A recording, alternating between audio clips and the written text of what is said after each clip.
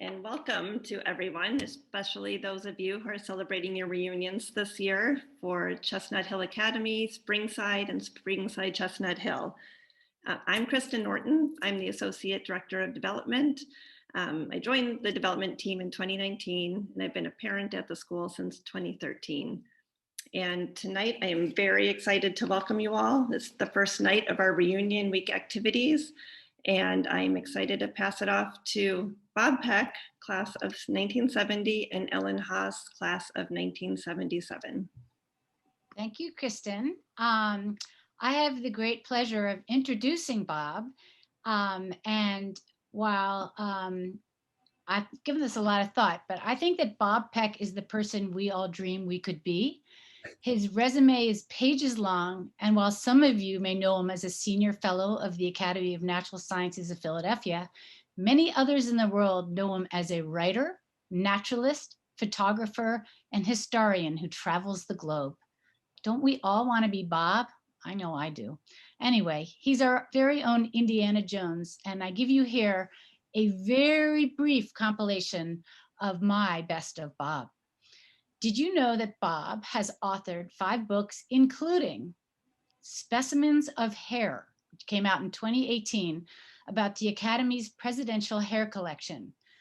I don't know if anybody has told President Biden that they may be coming his way. Did you also know that the Metropolitan Museum of Art, Princeton University Library, Reader's Digest, David Attenborough, and the British Broadcasting Corporation, the very famous BBC, rely on him as a valued consultant? Because they do. And are you familiar with Peck's peeper?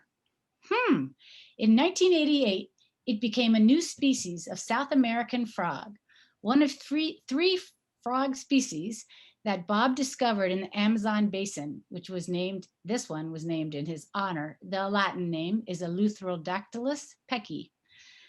And in that same place is where Indiana Jones comparisons continue. In 1984, Bob and 4 other colleagues from the Academy of Natural Sciences lived in a state of siege for an extended period and narrowly escaped death when a quote unquote hit order was put out on their expedition by the Shuar Indians, who thought that the explorers were looking for gold and other valuables and not birds on their tribal lands in Ecuador. His book, Headhunters and Hummingbirds, An Expedition into Ecuador, described this harrowing experience. Add to that, Bob was held under house arrest in 1988 by Chinese authorities for photographing the daily lives of farmers in a politically sensitive area along the Tibetan border. In 2006, he represented the President of the United States and the United States State Department at Mongolia's 800th birthday celebration in Ulaanbaatar. He was also present to experience firsthand the fall of the Berlin Wall, and Bob attended the last audience of Pope Benedict VI as a guest of the Vatican. Most recently, Bob has spearheaded Lights Out Philadelphia during the fall and spring bird migrations to get skyscrapers in Philadelphia to turn off the lights to prevent millions of migrating birds that pass through twice a year from slamming into skyscrapers and crashing to the sidewalk. This effort is now being pushed nationally. On a final note, Bob will be receiving the Founders Medal from the Society for the History of Natural History in London. The medal is awarded to persons who have made a substantial contribution to the study of history, of natural history, and who have made a sustained record of high quality publications in the field. This society is based at the British Museum. And while I have barely scratched the surface of Bob's many accomplishments and accolades, my family and I are very proud to call him our dear friend, and the SCH community could also not be more proud to have him, Susan, their wonderful daughter and 2 sons as members of the school community. I now present to you Bob Peck. Thank you very much, Ellen, for that generous introduction. Good evening, everyone, and thank you for tuning in to this. I'm sorry we can't all be seeing each other in person, but since I'm going to take you virtually to the other side of the world anyway, it probably doesn't matter where we are, but I'm glad you're with us for the ride. Ellen said that I've been based at the Academy of Natural Sciences really all of my professional career. I was very lucky to get a job there right out of graduate school. I expected to stay for a year or two, and here I am 45 years later, still at the academy, still loving it. We have about 200 scientists who work in all fields of natural history all over the world. And I am supposed to be the humanist on staff. I'm supposed to take what they do and put it in a cultural context through lectures, articles, books, um, exhibits, and some documentary films. Uh, it's been a wonderful experience for me. The part that I have enjoyed the most, I think, during that 45-year run is accompanying our scientists in the field on their various research expeditions. I go as the official chronicler, historian, photographer, and it's been, I'm like in a graduate seminar every day in the most amazing places in the world. So I would go with the bird department, say, to the Andes for 6 weeks and help them with their studies of birds, and then come home, be home for a couple of months, and then go off with the fish department to the Amazon and collect fish with them, or to Africa to collect desert locusts in Namibia, or crickets and grasshoppers in Botswana or South Africa. And each time learning a lot. I'm supposed to know just enough about what we're doing to be helpful, but not so much that I get in anyone's way. Mongolia was one that I didn't expect to get to visit, but actually was very fortunate to be invited first by a Buddhist Lama from Buryatia, which is the sort of Mongolian section of Siberia that surrounds Lake Baikal. And he wanted the academy to come over and study Lake Baikal and some of the rivers that feed it in that part of Siberia. And as we were planning the trip, we were looking at the map and realized that there was another lake, the sister lake to Lake Baikal. Baikal, as you know, is the biggest lake in the world. It holds 1/5 of all the fresh water on Earth that isn't frozen. But it has a sister lake, Lake Hovskal, in Mongolia, just about 30, 40 miles south of it, across the border, that had not been studied by Western scientists ever since Mongolia became a communist country in 1923. Americans were banished from there. And because the communist government had recently fallen, we figured we might have a chance to get in and see this lake. We did, and it was an amazing, pristine, pure lake. You could look down 30 feet into the water and see fish swimming around. There's no cities on the lake. There's no industry, no commercial fishing. And at that time, there was no tourism at all because Mongolia was not a tourist destination. And even Mongolians weren't allowed to travel there unless they lived in the neighborhood. So you had a few nomadic herdsmen on the shores, but otherwise completely, so the most pure lake in the world. You could drink it without any fear of contamination. So that was the first trip.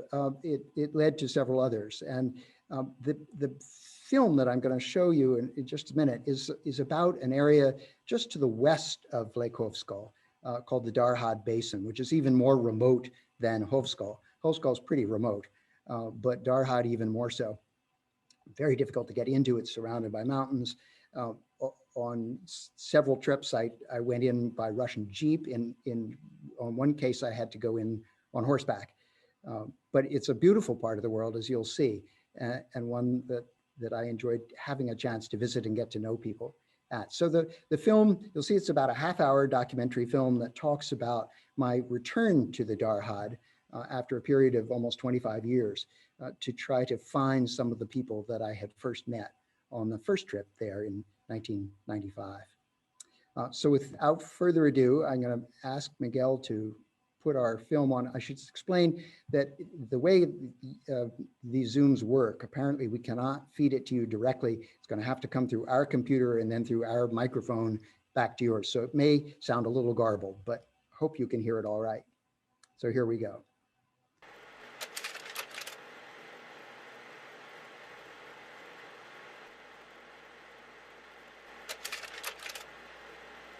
When I first traveled to Mongolia in 1994, I fell in love with the country and its people. I felt as if I had stepped back in time to a place where little had changed in 1,000 years. It was shortly after the fall of the communist government there, and the country had been cut off from the West for much of the 20th century. One could say for most of its long history. I am a writer, photographer, and historian at the Academy of Natural Sciences of Drexel University. Part of my reason for traveling to Mongolia was to capture and record in black and white photographs the traditional lives of that country's nomadic herders. Their lives were very different from mine, and yet I felt a connection with almost everyone I met. That initial trip led to another the following year, and then a third, and ultimately to 7 different trips to Mongolia. Each extended for many months, and they were taken in every season of the year. The photographs that I took on those journeys have all been cataloged and archived, and now constitute a permanent record of nomadic life in Mongolia, as it was at that time.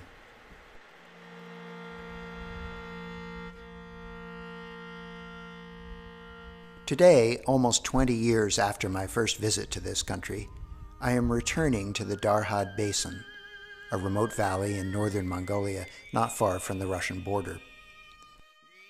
Once again, I will be photographing the people, land, and culture I encounter in my travels. I hope to capture in black and white images another moment in Mongolia's history. What has changed since I was first here, and what remains the same?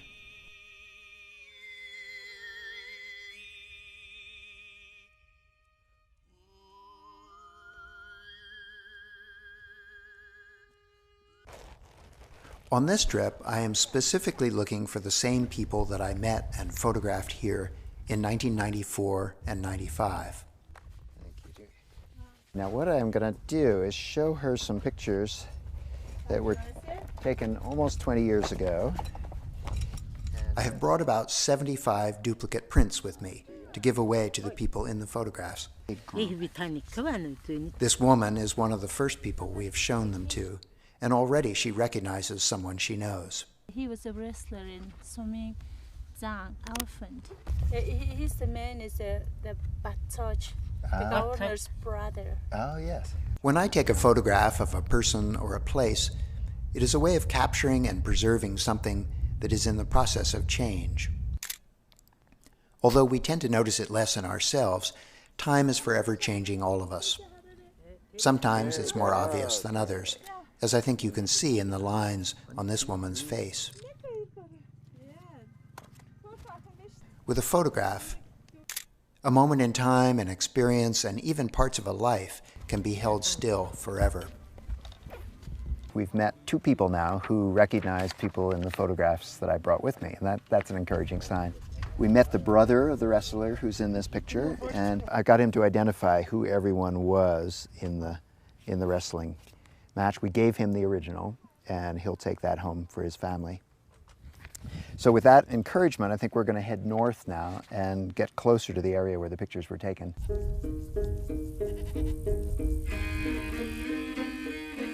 Mongolia is a country dominated by grass. Many hundreds of species and countless thousands of miles of grass. 80% of the land in Mongolia is grassland, where for centuries nomadic herders have raised cattle, sheep, goats, yaks, and horses. To this day, nearly half of Mongolia's small population continues to make its living by herding livestock. This dependence on livestock and the herding lifestyle, called nomadic pastoralism, is what makes Mongolian culture so unique. Herders will graze their animals in one area until the pasture there is no longer able to support them. Then they pack up and move their families and their animals to a new area to find new grass on which to graze.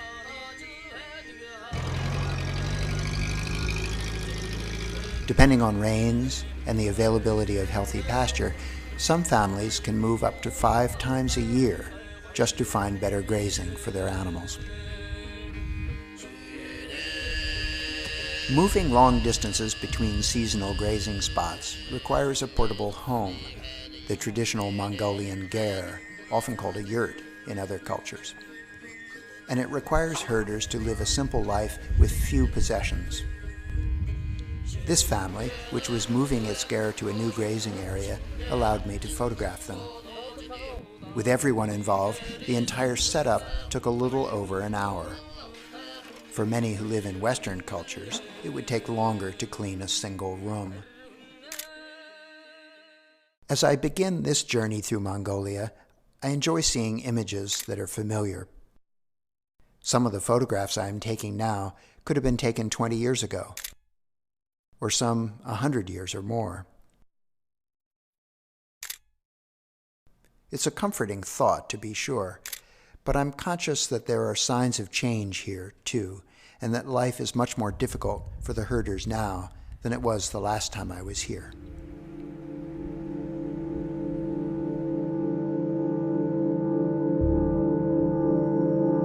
In recent years, terrible winter conditions called zuds have wiped out large numbers of animals with unprecedented frequency, a phenomenon widely attributed to climate change.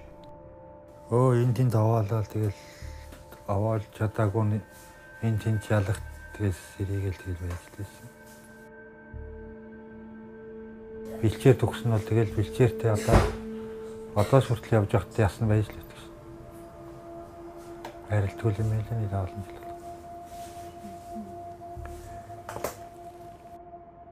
Between 1999 and 2002, Mongolia was hit by 3 zuds in a row, taking the lives of over 11 million animals. In the winter of 2009-2010, an even more devastating zud killed 8 million animals. Тэр одоо энэ үдий зунаас л ихсэн дээ тэр цод. Зун бараа орохгүй, өвс сургал орохгүй. Тэгэл намар ивт цасараад тэгээ айхтар хүүтс хөрсөн дээрээ. Өдөртөө олгодод 50,000 градус болж байсан.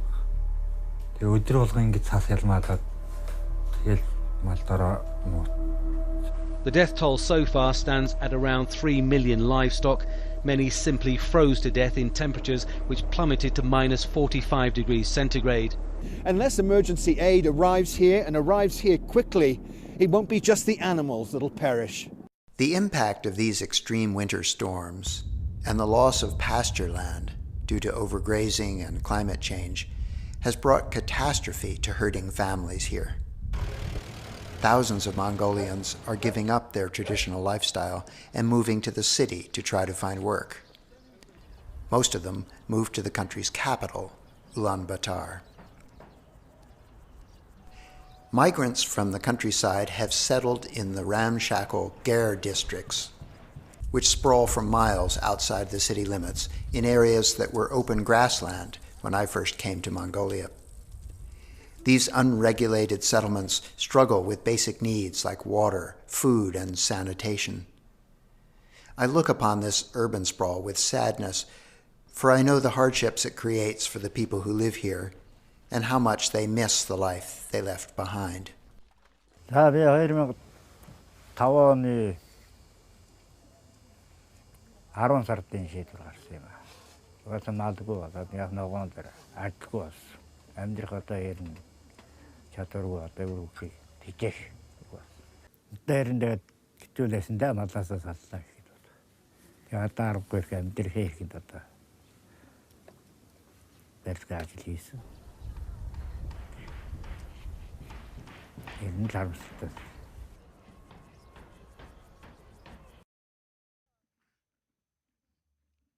Not all of the herders were defeated by the zuds. Some, with less grazing competition and a relatively larger market for their surviving livestock, made out quite well. This family, a wealthy one for this valley, now live for part of the year in a more permanent log cabin instead of a ger. With typical Mongolian hospitality, they invited us in and offered us tea, cheese, and bread. I was pleased to see that many of the traditional ways of life that I photographed in this area in the early 1990s remain more or less unchanged. Herding families still live almost entirely on the meat and dairy products produced by their livestock. Milk is a staple in the Mongolian diet. It's impressive to see how, without refrigeration, they find ways to make it last throughout the year. Here, milk is heated, then set aside to let the cream separate. After the cream forms a thick, solid layer on top, it is removed and eaten just as it is, or turned into butter or cheese.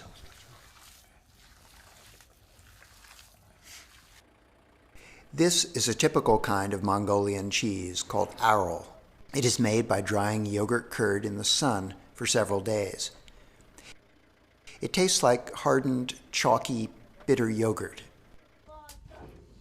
Although the day-to-day living of this family is essentially the same as it was a few decades ago, there are some conspicuous changes.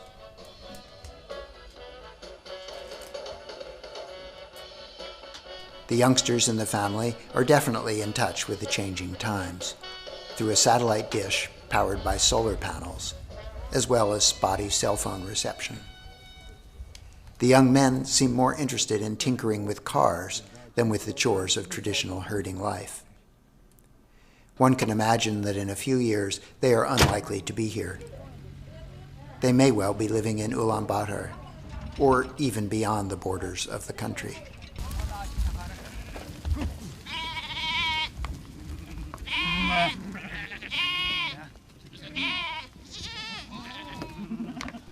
This family honored us by offering to share one of their valuable goats in celebration of our visit. They prepared a traditional meal called khorhag, which is a goat stew made with every possible piece of the animal.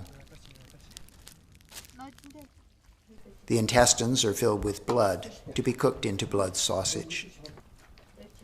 The preparation may not look appetizing, but these animals are the herder's only source of food, so the cultural standard is to waste nothing.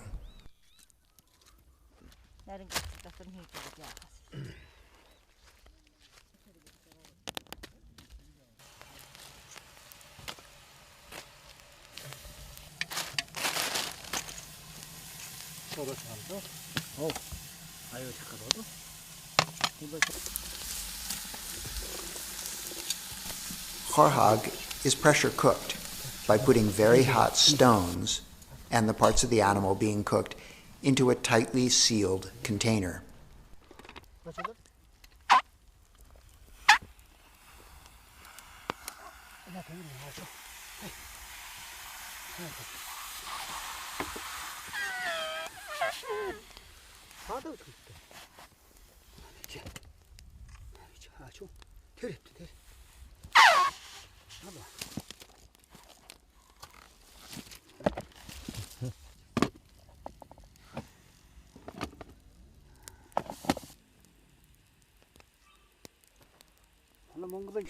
To Western palates, Mongolian cuisine takes some getting used to.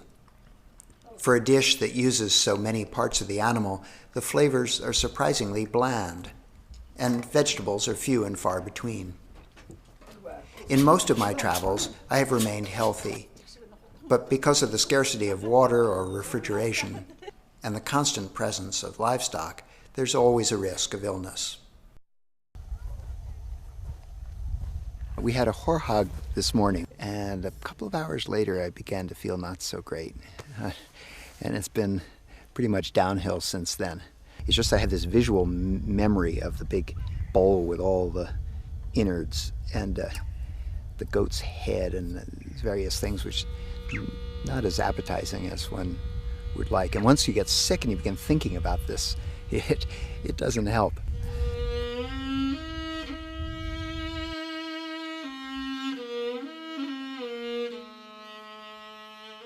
We left the hospitality of our hosts and moved on with my stack of photographs to try to find some of the people I had met in the early 1990s. Along the way, we stopped to admire these ancient deer stones that date from before the time of Genghis Khan. They can be found throughout the country, and many are believed to date from the Bronze Age. Archaeologists are still trying to determine exactly who created them, and what they represent. Will we leave anything as interesting and beautiful to be enjoyed thousands of years from now?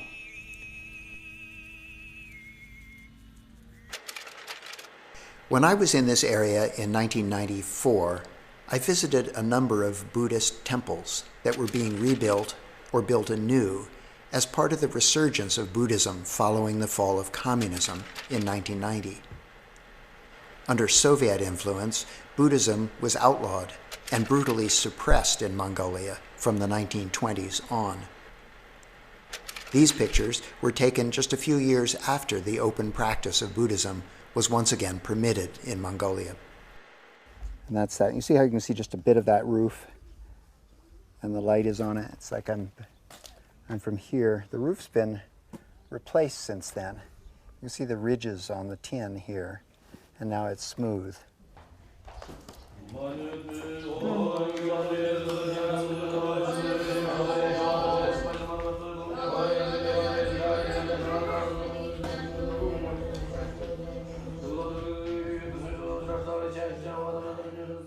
One of the monks at this monastery was able to identify all three of the boys in my earlier photograph. Two of them had left the monastery years ago, but the boy on the right, we learned, was the current treasurer of the monastery. Unfortunately, he was away on the day we happened to visit. There's certainly many more monks here now than there were when I visited in 94 and 95. At that point, they were just beginning to revive Buddhism in Mongolia, and the monasteries were just small and fledgling, but now it seems to have come a long way. I was surprised when these monks started talking about basketball and the NBA. Superstar. Oh, you watch NBA? Celtics? Boston Celtics? Miami.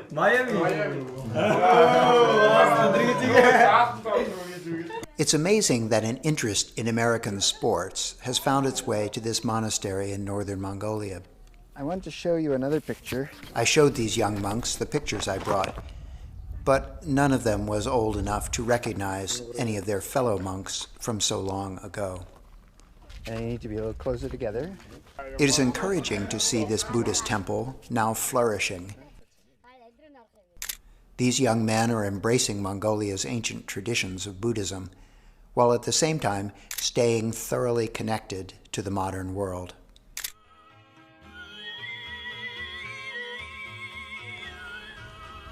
We made our way further north toward the village of Renshalam, the largest population center in this remote part of Mongolia. Here, nomadic families from throughout the region gather together each year for a great summer festival called Nadam.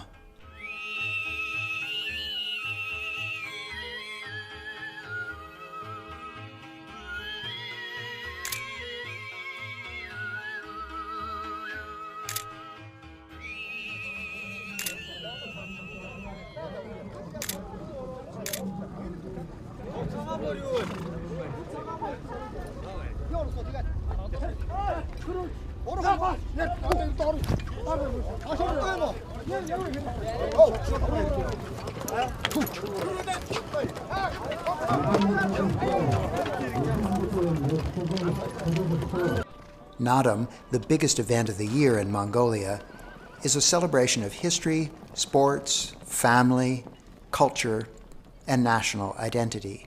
I think if we were in the U.S., it would be a combination of the 4th of July, Thanksgiving, Christmas, and the Super Bowl.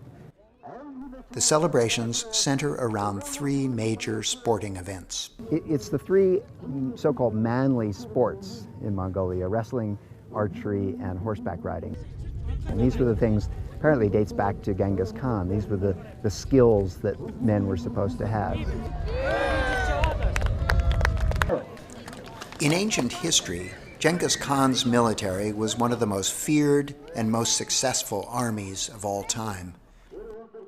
It is generally thought that the leaders of Genghis Khan's army evaluated warriors using the same kind of competitions we see today in Nadam. And this is a kind of Greco-Roman wrestling. They stand up and grapple with each other and the first person who touches the ground loses.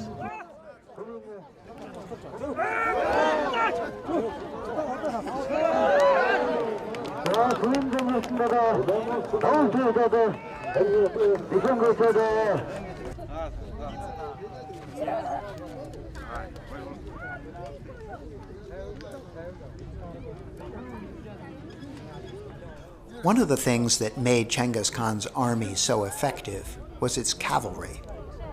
In modern Mongolia, horse riding is still the most highly regarded skill in rural areas. Many of the children here can ride before they can walk.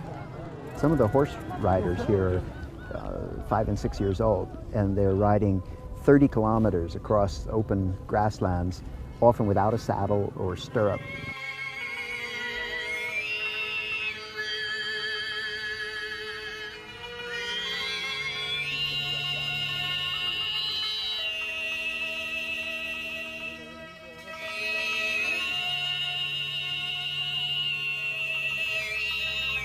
Well, one of the reasons that we're in Renchalom is to try to reconnect with the people that I first met when I came into this valley in 1994. Oh, it's your mother?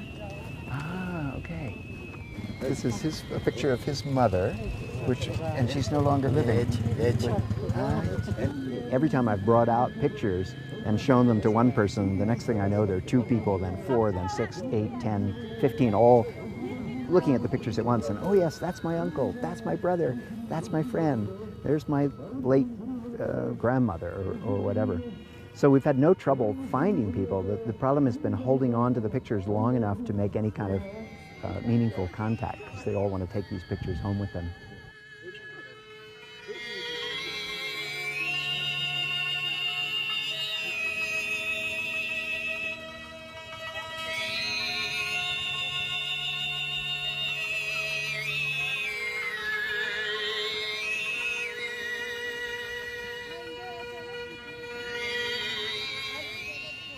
What's actually been quite comforting to me is to see how little Nottingham has changed in those 17 years since I was here. The spirit is still very much alive. The activities are practically identical to the ones at that time. The only difference is that there are a lot more cars and motorcycles, and I'm overwhelmed by that. When I was here, there were a couple of dozen. In the early 1990s, when I first came to Mongolia, motorized vehicles were few and far between, and gasoline was very difficult to come by. Motorcycles, like this one, were coveted symbols of status, but because of the scarcity and expense of gas, they were more often pushed than driven. When I attended my first Nadam in Renchalom in 1995, there were only 2 vehicles at the event: a Russian Jeep owned by the provincial governor, and the one I had driven to get there. Today, there are hundreds. This influx of motorized vehicles to Renchalom shows that people here have money. In the past, livestock was the basic currency, and people would trade their animals for whatever they needed. Now they need cash to buy gas for their cars and motorcycles, and for clothes and other items imported from China and elsewhere. Where did all the money come from?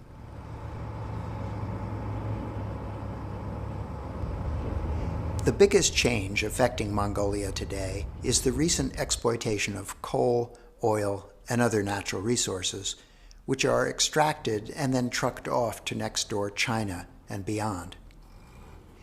The energy industry has created many short-term, low-paying jobs, which are drawing young people away from traditional herding activities.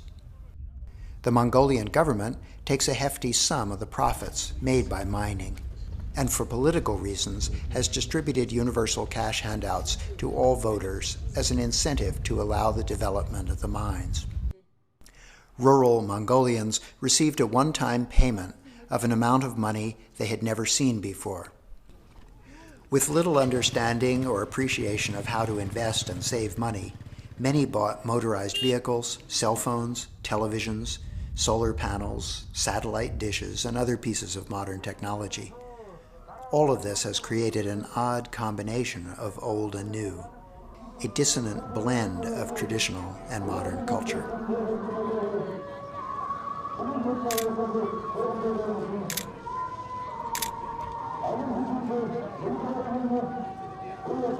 There are lots of rituals and ceremonies that go on inside the stadium, and those all seem pretty much the same, except for one that was jarringly different.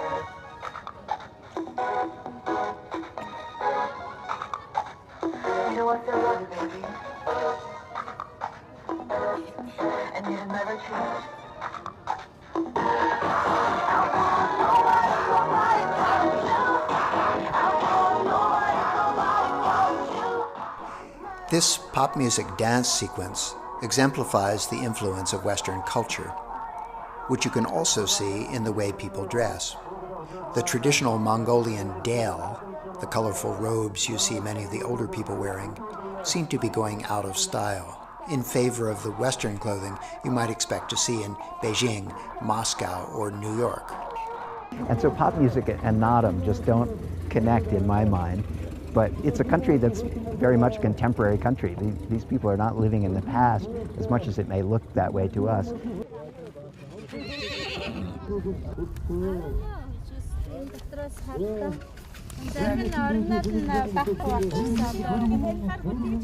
Yes, that's you?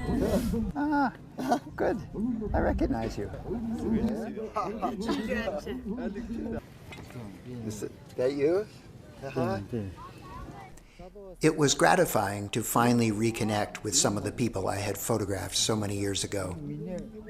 In the 1990s, when I took these pictures, cameras were practically unheard of in this remote part of Central Asia. So for many of the families, these photographs may be the only images they have ever seen of their past.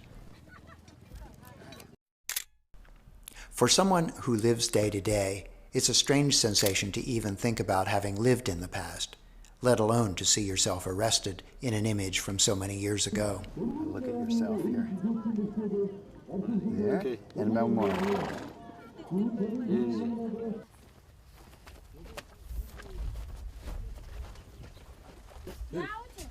Oh, I recognize him. Yes, indeed.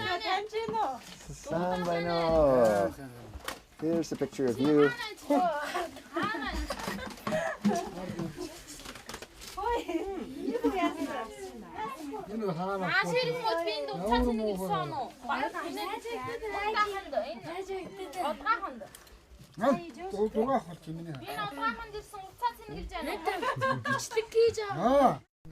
I was happy to find and reconnect with Oddbyer, the man in this photograph, who I had not seen for almost 20 years.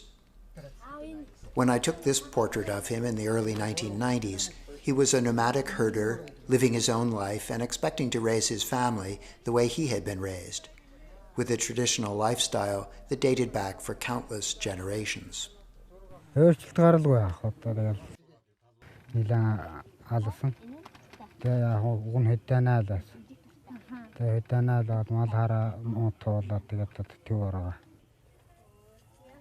The disastrous winter zoods changed everything. Now, living with relatives in Renchalom, he and his family try to make ends meet through odd jobs and by selling dumplings to those who have gathered in town for the Naadam festival.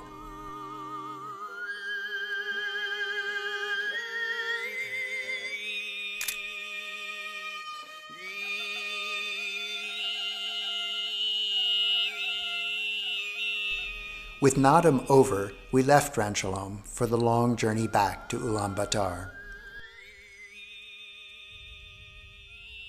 Oddbyer's story is all too common in Mongolia, where climate change is not just a theoretical concept, but a reality with life-changing consequences.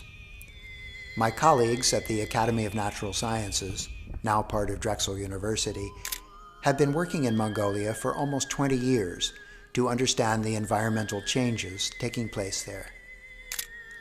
With colleagues at Mongolia's National University, the Mongolian Academy of Sciences, and other institutions from around the world, They are studying how the country's scarce water resources and fragile grasslands respond to climate change by looking at the grasses themselves and by interviewing the herders whose livestock depends on them. The changes in weather patterns they are recording has an impact on a wide range of social, economic, and cultural changes in the country. I am pleased that my photographs can stand alongside the scientific data being collected to document the effect climate change is having on the lives of nomadic herders in this spectacular part of the world.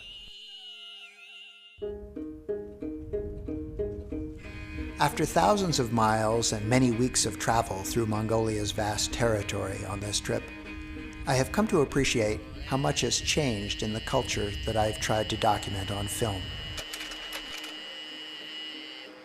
My photographs from 7 trips over almost 20 years combine to form a visual record of that change and of the hardship, perseverance, and adaptation that lies at the core of Mongolia's culture. I can only wonder how different life will be here on my next visit and in the years beyond. I feel privileged to have witnessed and recorded these transformative decades of Mongolia's history.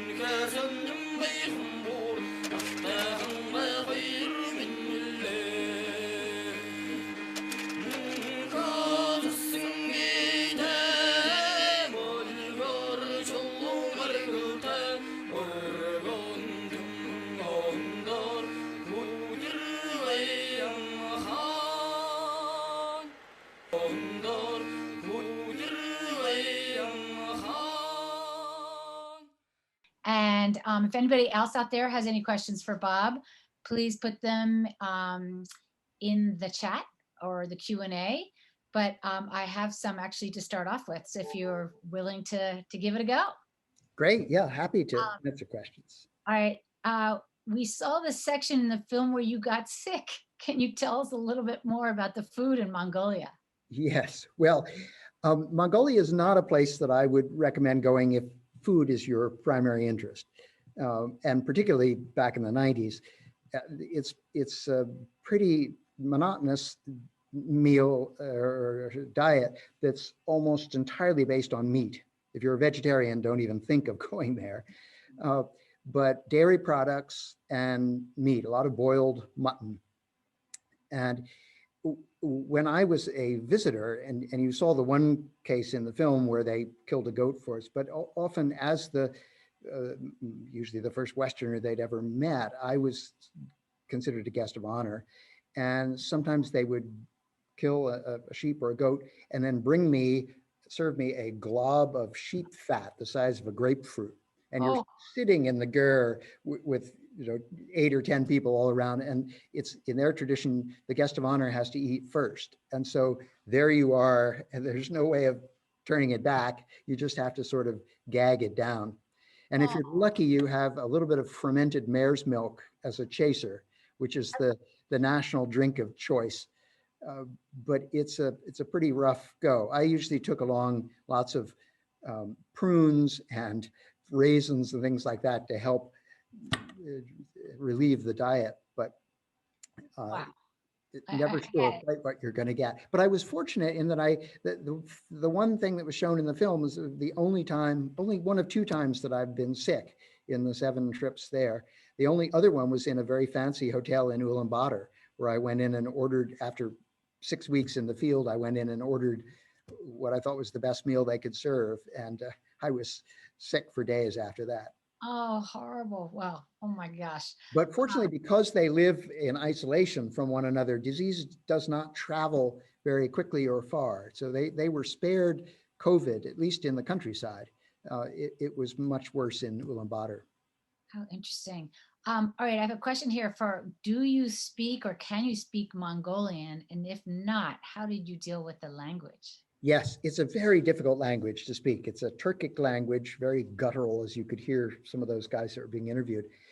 I can speak a little bit of it, enough to sort of get by and make my manners, but I always had an interpreter with me. We took a graduate student who the Academy eventually brought to Philadelphia. He did his work at Penn, but he was a terrific field companion and spoke the language well. And it gave him a chance to visit many parts of the country that he had never been to or would never have had a chance to see if we hadn't traveled together. Okay, that sounds good. We saw those terrible pictures of the Zuds where thousands of those animals were frozen. And I guess, how does this square with global warming? It must be. Well, in fact, that's a great question. The global warming is now a term that we tend not to use as much as climate change. And Yes. I think for good reason. This is a perfect example of it. Mongolia's climate has actually gotten colder because what happens is the Gobi Desert, which is the southern third of Mongolia, is getting hotter and hotter. And as the heat rises from the Gobi Desert, it pulls cold air down from the north, which is Siberia, and eventually from the Arctic. So that those winters are increasingly worse because of this strange cycle. We're also seeing changes in weather patterns that affect the rains. So the grasses, the early spring grass is not coming at the time that it used to. So the animals aren't getting enough nutrition through the summer to get them on through the winter.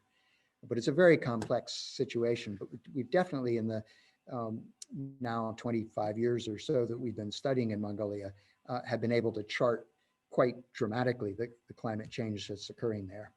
So did Zuds happen before, but they're just happening more frequently? Yes, they did happen before, but they're happening much more now. The other difference is that after the collapse of the communist government in 1990, before that time, every family was allowed to have a certain size herd of goats and sheep and so on to support themselves.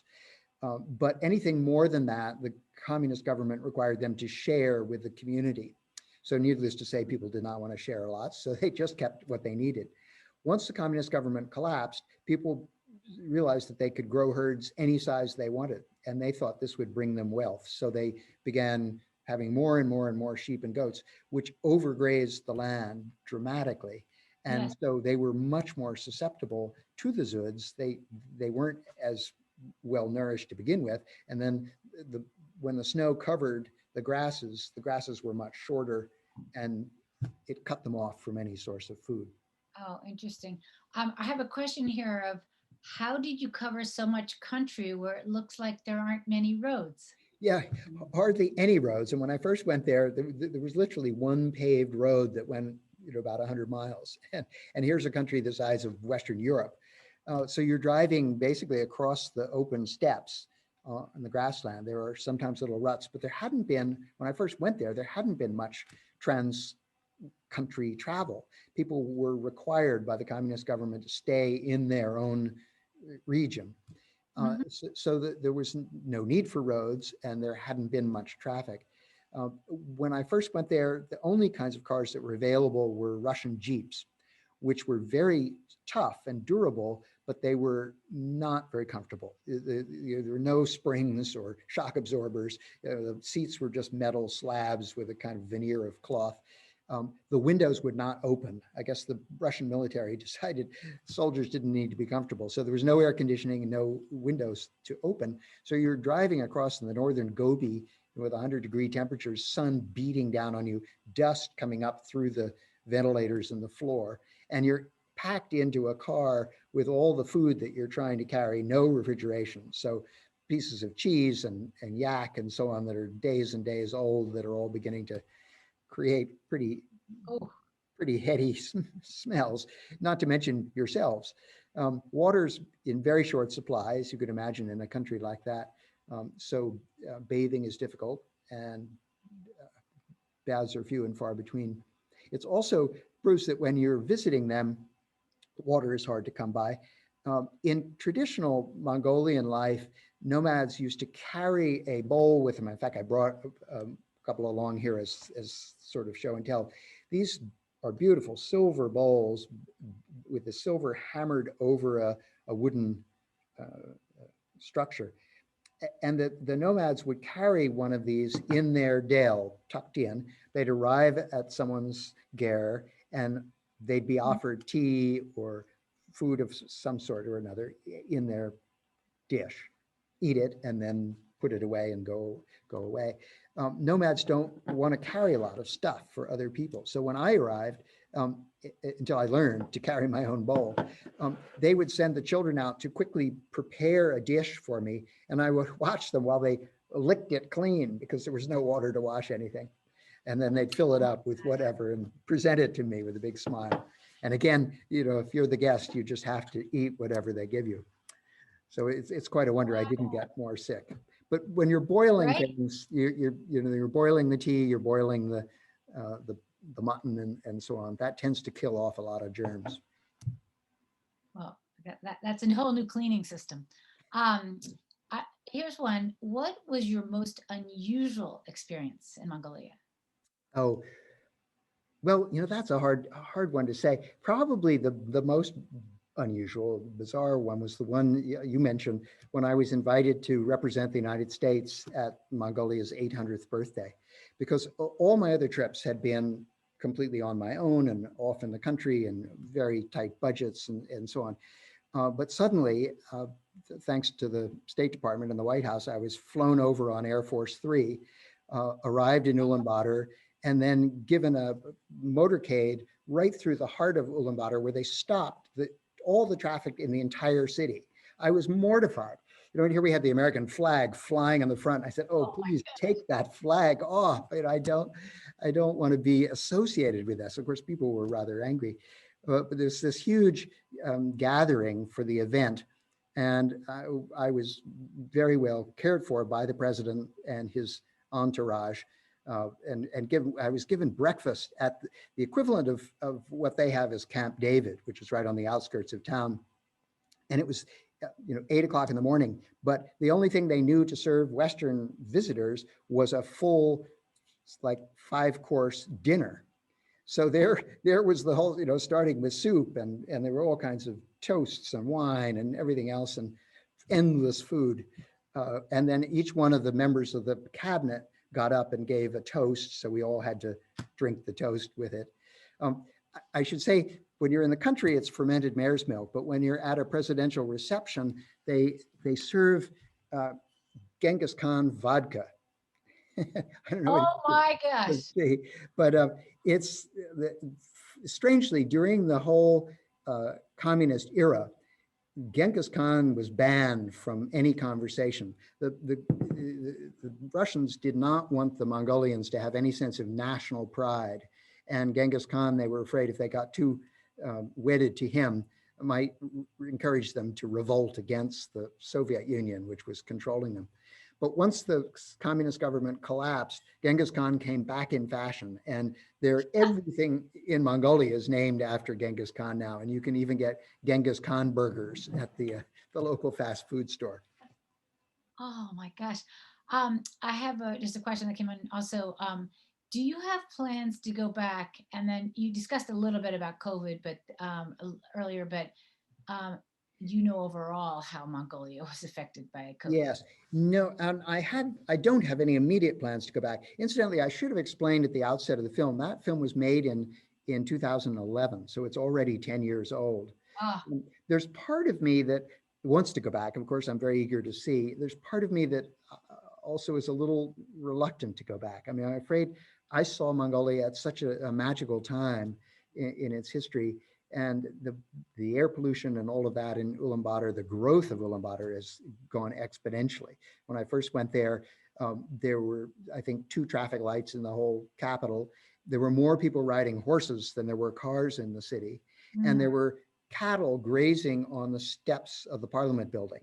I mean, it was a very rural place. And you'd walk to the edge of town and it would just, the steps would start off, and as far as the eye could see would be grassland. Now it's a sprawling slum of miles and miles of these gers for the people who've come in from the countryside. And so that part would really make me very sad. Yes. And then At some point, I hope maybe to do a book about Mongolia. And if I were to do that, based on these photographs and others, I would probably have to go back to give it an update to the present time. yeah. And then do you have an update on COVID there? Maybe it was more prevalent in Ulaanbaatar. Yeah, definitely in Ulaanbaatar, very prevalent because of the crowding of those slums. And again, lack of water. All those, none of those slums have any running water. So it's all, there's no hand washing, and I'm sure there are no inoculations or vaccine there. Fortunately, in the countryside, people are quite spread out, and I think they've had absolutely no trouble with it there. So if I got to Ulaanbaatar again, as in past years, I would try to get out into the countryside as quickly as I could. Of course. Of course. Do you fly into? No, you don't fly into. You can fly to Ulaanbaatar. When I first started going there, the only two places you could fly from were either Beijing or Moscow. But I think now you can go from North Korea, or South Korea rather. Certainly North Korea had some relations with Mongolia, but not much in the way of planes. And the planes, I have to tell you this, I was flying on Miat, which is the national airline, if I had to do internal flights, and they were all hand-me-downs from Aeroflot. So when the Russians could no longer maintain the planes, they would sell them to the Mongolians. And these things were held together with masking tape and baling wire, and they would jam you all on, and people would bring everything, including goats and stuff, onto the plane, and big jerry cans of gasoline all put up into the rack above. And so I decided, I was at a reception at the US Embassy one night, and I was introduced to the president of Miat, and they had just had some terrible plane accidents, some crashes with total fatalities. And I said to the president, I'm so sorry about these accidents. Do you think it's because of the planes you're getting from Russia? And he was quite offended at this and said, no, we have no mechanical errors. It's all pilot error. Oh boy. Which didn't instill a lot of confidence. So from that point on, I decided I'd prefer the Russian Jeeps, as uncomfortable as they were, to flying in any Miat planes. Well, we're glad you made that decision. We're at 8 o'clock right now. So unless there are any other questions, and there's Kristen. So I hand it to you, Kristen. Well, I just want to thank both of you. I mean, this presentation has been so interesting and fascinating. And Bob, especially, thank you for sharing your work and your art. The photographs are beautiful. Thank you.